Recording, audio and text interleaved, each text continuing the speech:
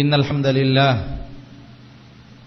نحمده ونستعينه ونستغفره ونعوذ بالله من شرور أنفسنا ومن سيئات أعمالنا من يهده الله فلا مضل له ومن يضلل فلا هادي له أشهد أن لا إله إلا الله وحده لا شريك له وأشهد أن محمدا عبده ورسوله صلى الله عليه وعلى آله وأصحابه ومن تبعهم بإحسان إلى يوم الدين وسلم تسليما كثيرا يا أيها الذين آمنوا اتقوا الله حق تقاته ولا تموتن إلا وأنتم مسلمون يا أيها الناس اتقوا ربكم الذي خلقكم من نفس واحدة وخلق منها زوجها وبث منهما رجالا كثيرا ونساء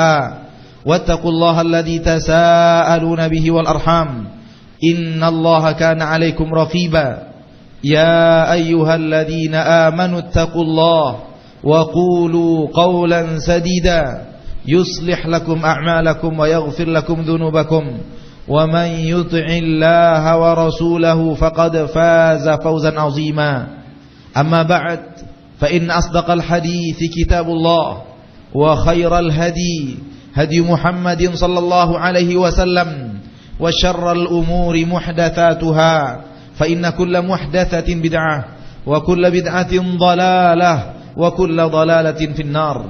Ma'asyiral muslimin, hadirin sidang Jumat rahimakumullah.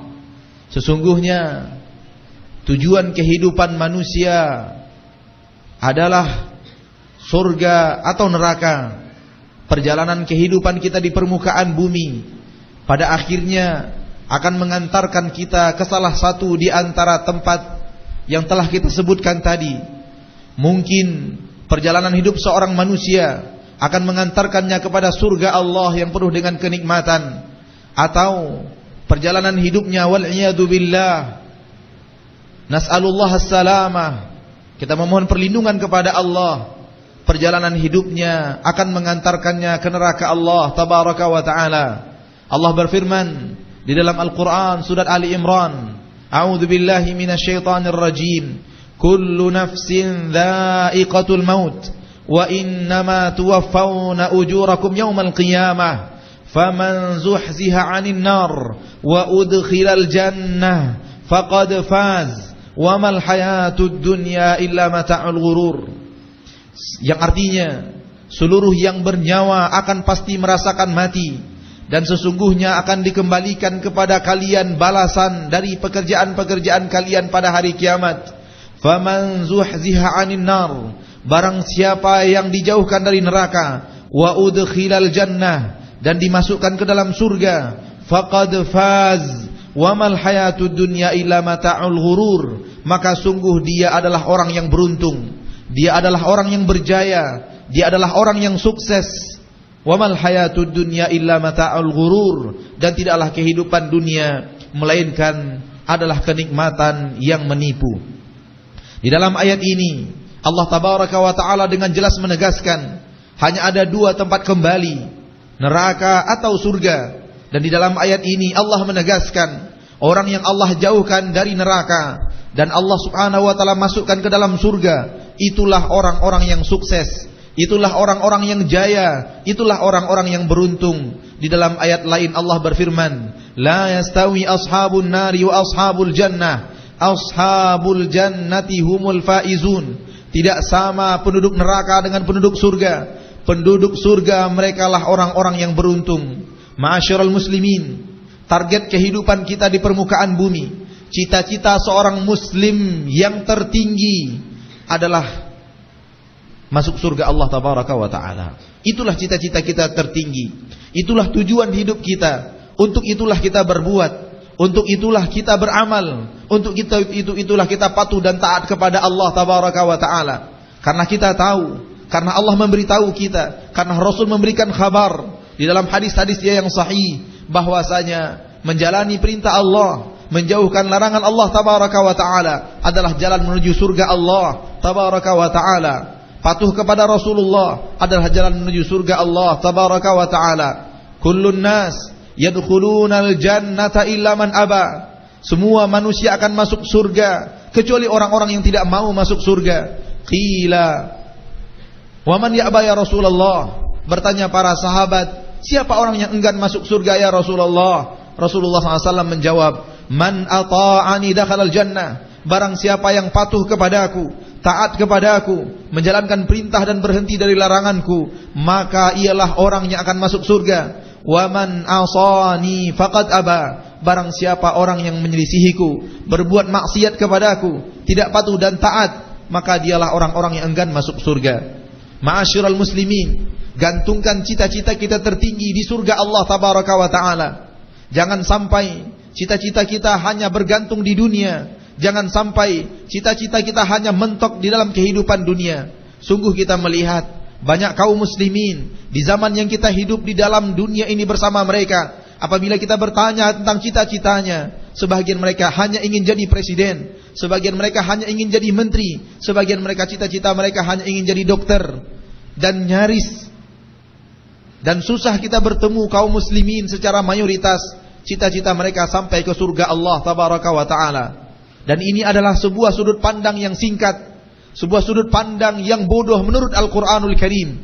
Allah berfirman di dalam surat Ar-Rum, ya'lamuna zahiran minal hayati dunya wa hum anil akhirati hum ghafilun walakin aktsaran nasi la ya'lamun ya'lamuna zahiran minal hayati dunya. Akan tetapi kebanyakan manusia tidak mengerti, kebanyakan manusia tidak faham, kebanyakan manusia tidak berilmu. Ya'lamuna zahiran minal hayati dunya. Mereka hanya tahu zahir kehidupan dunia, mereka hanya tahu dunia. Wa hum anil akhirati hum ghafilun. Sementara mereka lalai untuk hari akhirat mereka. Oleh karena itu ma'asyiral muslimin, target hidup kita di dunia adalah mencapai surga Allah tabaraka wa ta'ala. Allah tabaraka wa ta'ala telah menerangkan jalan ke surga yang mampu mengantarkan kita ke surga. Dan Allah subhanahu wa ta'ala telah menerangkan jalan yang akan mengantarkan kita ke neraka. Allah berfirman, wa hadainahu najdain. Kami telah tunjukkan kepadanya dua jalan. Para ulama ahli tafsir menerangkan, tariqul ta'ah wa tariqul ma'siyah. Jalan menuju ketaatan dan jalan menuju maksiat. Jalan taat adalah jalan ke surga Allah, dan jalan maksiat adalah jalan ke neraka Allah tabaraka wa ta'ala. Oleh karena itu ma'asyiral muslimin, dalam perjalanan kehidupan kita di permukaan bumi, haruslah kita senantiasa menjadikan perjalanan kita ini untuk mencapai target tersebut. Bagaimana hidup kita di permukaan bumi akan mengantarkan kita ke surga Allah tabaraka wa ta'ala. Ma'asyiral muslimin, untuk itu kita juga perlu tahu apa yang akan menghalangi langkah kita menuju surga Allah. Apa yang akan menghalangi langkah seorang manusia sampai ke surga Allah Rabbul Izzati wal Jalalah. Ketahuilah bahwa yang akan menghalangi langkah seorang insan sampai ke surga Allah adalah dua dosa. Pertama dosa syirik, yang kedua dosa kufur. Dua dosa ini akan menghalang langkah seorang insan menuju surga Allah tabaraka wa ta'ala. Pertama dosa kufur. Kufur artinya ingkar. Kufur artinya ingkar, menolak. Dan dosa kufur adalah apabila kita sudah menolak syariat Allah, apabila telah kita menolak agama Allah, apabila kita menolak apa yang datang dari Rasulullah sallallahu alaihi wasallam. Setelah sampai kepada kita sebuah keterangan yang jelas, ini adalah apa yang diinginkan oleh Allah, lalu kita berani untuk menentang hukum tersebut. Apa yang Allah nyatakan halal lalu kita haramkan. Apa yang Allah nyatakan haram lalu kita halalkan. Apa yang Allah perintahkan dan wajibkan lalu kita katakan tidak wajib itu. Apa yang Allah haramkan lalu kita katakan tidak apa-apa. Sementara telah sampai kepada kita ilmu yang jelas bahwa itu risalah Allah kepada Rasulnya sallallahu alaihi wasallam, bahwa itu agama Islam yang Allah turunkan kepada nabinya. Lalu kemudian kita ingkar kepada pemahaman itu. Lalu kemudian kita tolak setelah sampai kepada kita itu benar-benar syariat Allah dan syariat Rasulullah sallallahu alaihi wasallam. Apabila ada satu orang yang kemudian menentang satu ayat dari Al-Qur'anul Karim, apabila ada seseorang yang datang kepadanya sunnah Rasulullah yang sahih dan dia sampai kepada ilmu bahwa ini Rasulullah yang menerangkannya, lalu kemudian dia tentang dan dia berani menyatakan ini tidak benar, yang benar adalah sebaliknya, maka ini adalah dosa kufur. dosa yang bisa mengantarkan kita kepada kekufuran, yang akan membawa kita masuk neraka untuk selama-lamanya, wal iyadu billah. Sesungguhnya Allah tabaraka wa ta'ala menjauhkan dari neraka orang-orang yang ingkar kepada syariatnya, dan orang-orang yang kafir adalah orang yang menentang syariat Allah tabaraka wa ta'ala. Tidak terhitung orang-orang yang ingkar dan kafir yang akan terhalang langkahnya adalah orang-orang yang mengerti itu syariat Allah secara ilmu dan keyakinan, namun amalannya belum mengikuti. Dia yakin ini syariat Allah, tapi dia belum bisa meninggalkannya karena tujuan dunia, karena harapan dunia, dan dia tidak menentang hukum Allah itu. Dia tahu bahwa ini syariat Allah dan dia tidak berani melawannya, namun syahwatnya masih terlalu membujuknya untuk menikmati kehidupan dunia. Ini adalah maksiat. Ini adalah maksiat, dan ini tidak akan mengantarkan orang ke neraka Allah tabaraka wa ta'ala untuk selama-lamanya, walaupun akan mampu mengantarkan orang ke neraka Allah untuk sementara waktu, kalau Allah tidak maafkan.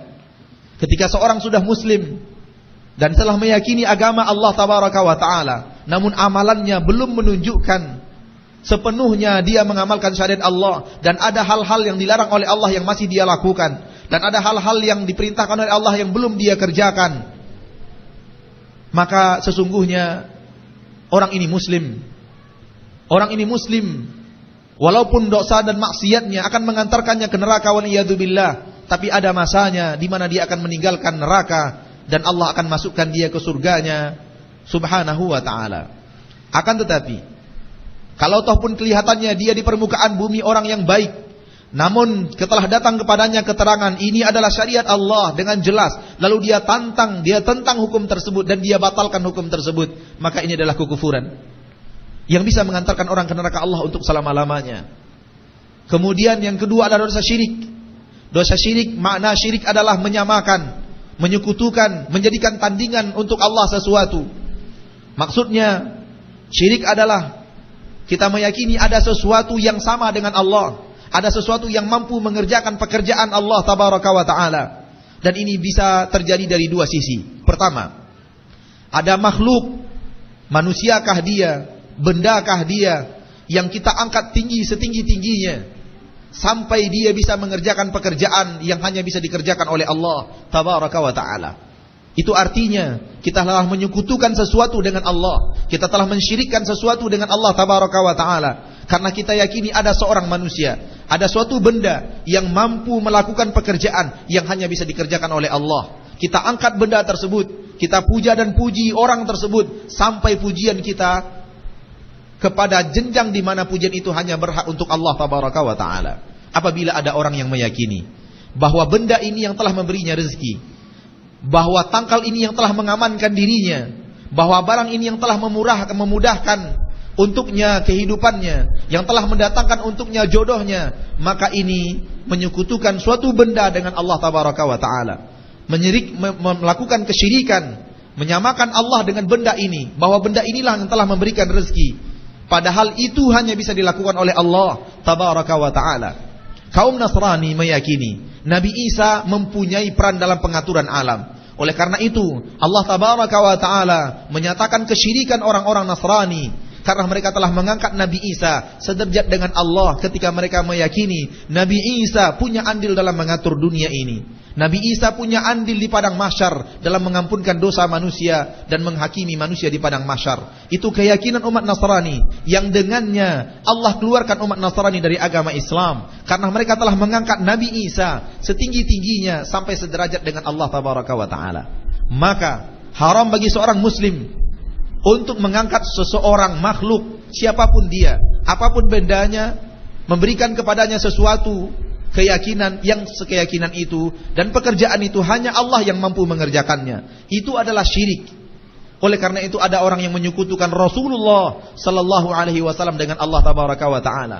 Di dalam sebuah bait-bait syirik yang diterangkan oleh para ulama aqidah di dalam kitab mereka, ada orang yang menyanjung Nabi Muhammad berlebihan. Mereka berkata, ya akramal khalqi, mali man aludhu bihi siwaka inda hududil hadithil amimi, fa inna min judika dunya wa dhurratiha wa min ulumika ilmul lawhi wal qalami, wahai manusia termulia, maksudnya Nabi Muhammad sallallahu alaihi wasallam, tidak ada lagi orang selainmu tempat aku berlindung ketika datang sebuah petaka besar yang menimpa.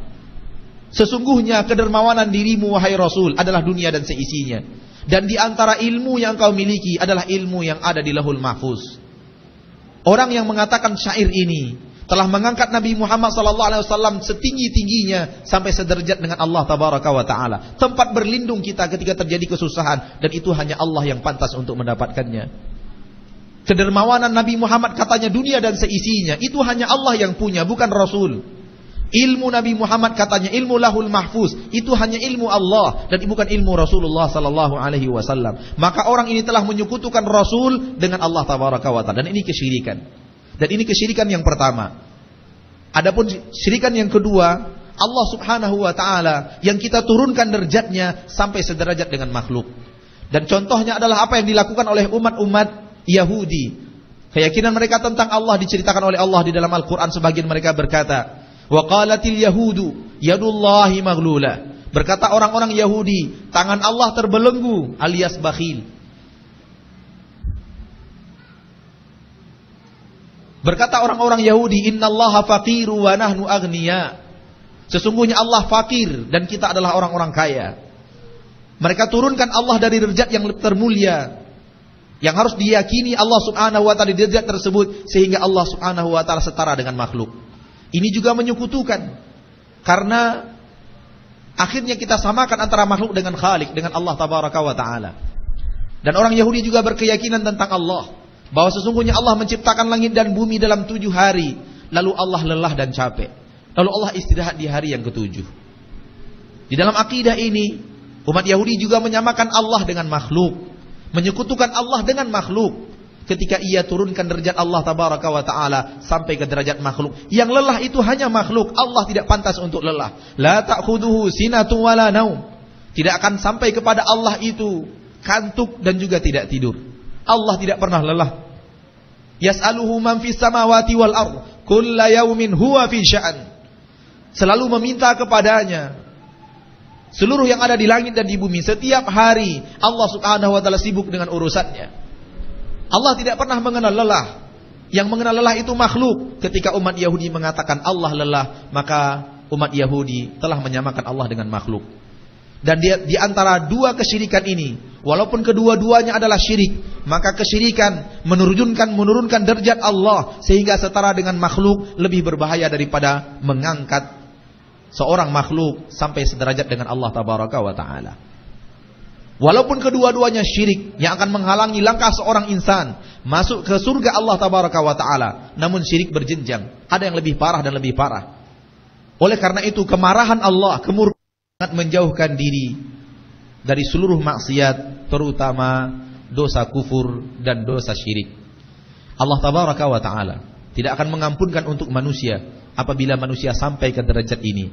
Allah berfirman, innallaha la yaghfiru ayyushraka bih wa yaghfiru ma duna dzalika liman yasha.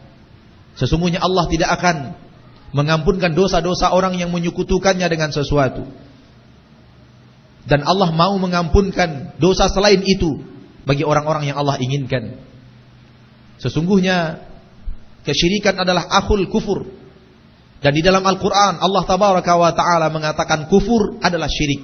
Terdapat dalam surat Al-Kahfi yang kita baca, ketika seseorang kufur kepada Allah dengan meyakini bahwa tidak akan terjadi hari kiamat, menentang syariat adanya hari kiamat.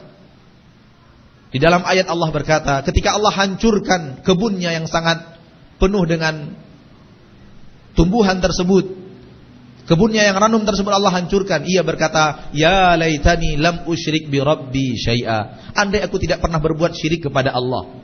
Maka ayat ini kata para ulama, syirik kufur sederajat. Dan inilah yang akan menghalangi langkah kita ke neraka Allah. Maka jangan pernah ma'asyarul muslimin, ketika sampai kepada kita sebuah keyakinan yang berasal dari kitabullah, berasal dari hadis Nabi Muhammad sallallahu alaihi wasallam, jangan sampai ada keberanian di dalam hati kita untuk menentangnya. Ketika kita belum bisa mengamalkan, akui itu sebagai syariat, walaupun kita belum bisa mengamalkannya, ini minimal agar kita tidak kekal di neraka Allah untuk selama-lamanya. Kemudian jangan sekutukan Allah dengan sesuatu apapun. Jangan pernah turunkan Allah dan derajatnya yang paling mulia sampai sederajat dengan makhluk. Jangan pernah ada angkat satu orang makhluk, apapun jenis makhluk tersebut, sehingga bisa memiliki sesuatu kemampuan seperti Allah tabaraka wa ta'ala. Sebahagian kaum muslimin meyakini bahwa ada manusia-manusia yang sanggup menahan hujan di langit untuk tidak turun. Ketika mendung datang, lalu mereka akan melakukan walimah, pesta untuk anak mereka. Lalu mereka memanggil manusia-manusia yang mereka yakini mampu menahan hujan di langit. Dan ketika dukun dan pawang tersebut berkomat-kamit dan realita ditemukan bahwa hujan memang tidak turun, kaum muslimin meyakini bahwa pawang ini pawang sakti yang mampu menahan hujan di langit. Ketahuilah, ini keyakinan syirik, karena sesungguhnya kita telah meyakini bahwa pawang ini memiliki kemampuan menahan hujan dan tidak menurunkannya. Dan ini adalah pekerjaan yang hanya mampu dikerjakan oleh Allah, tidak mampu dikerjakan oleh manusia manapun. Dan ini adalah keyakinan syirik, karena kita telah mengangkat orang ini sederajat dengan Allah, dengan mampu mengerjakan pekerjaan yang dikerjakan oleh Allah tabaraka wa ta'ala. Oleh karena itu Nabi SAW bersabda, "Man 'allaqa tamimatan faqad asyrak." Barang siapa yang menggantung-gantung tangkal dan jimat, sungguh dia telah berbuat syirik. Apabila kita meyakini tangkal yang kita gantungkan dialah yang menjaga hidup kita, dialah yang mengamankan kita, dialah yang mendatangkan sesuatu di toko kita, dialah yang mendatangkan pelanggan ke toko kita dan melariskan toko kita, dialah yang telah memudahkan jodoh kita. Apakah itu keris, apakah itu cincin dan yang lainnya, semua itu adalah perbuatan syirik. Man 'allaqa tamimatan faqad asyrak. Barang siapa yang menggantungkan tangkal, sungguh dia telah berbuat syirik. Sesungguhnya dua dosa ini yang akan menghalangi langkah seorang insan menuju neraka Allah. Oleh karena itu kita harus mawas diri dengan dua dosa yang paling berbahaya ini, yang tidak akan membuat seseorang yang wafat membawa dosa ini bisa sampai ke surga Allah tabaraka wa ta'ala. Namun kalau terjadi di permukaan bumi dan kita bertaubat di permukaan bumi, Allah mengampunkan dosa orang yang bertaubat di permukaan bumi, apapun jenis dosa tersebut. Baru Allah tidak akan ampunkan apabila seseorang wafat menghadap Allah di akhirat dengan membawa dosa syirik atau dengan membawa dosa kufur. Sungguh pun demikian. Walaupun kita menyatakan hati-hati dengan dua dosa yang sangat besar ini, namun kita juga mengajak diri sendiri dan kaum muslimin dan muslimat agar jangan meremehkan dosa-dosa yang lain. Karena sesungguhnya neraka berat.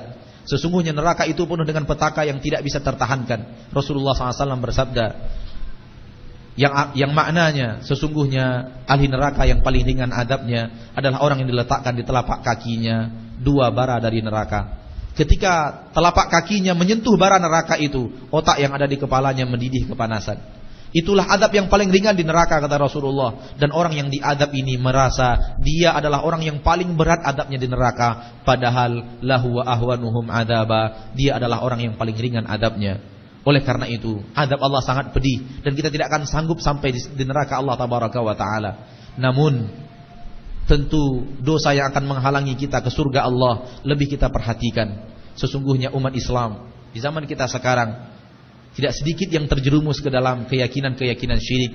Tidak sedikit yang terjerumus ke dalam perbuatan-perbuatan yang bisa mengantarkan mereka ke kufuran, yang akan menghalangi langkah mereka kepada Allah. Peringatkan mereka, beritahu mereka bahwa itu berbahaya dan mereka akan sampai kepada titik kekekalan di neraka andai mereka tidak taubat kepada Allah Rabbul Izzati wal Jalalah. Dan sembari kita memelihara diri kita, anak-anak kita dan istri kita dan orang-orang yang kita cintai agar tidak terjebak ke dalam pekerjaan tersebut. Sesungguhnya perbuatan baik yang terbaik yang kita lakukan kepada manusia adalah ketika kita berusaha dan berhasil dengan izin Allah menghalanginya untuk berbuat syirik dan kufur.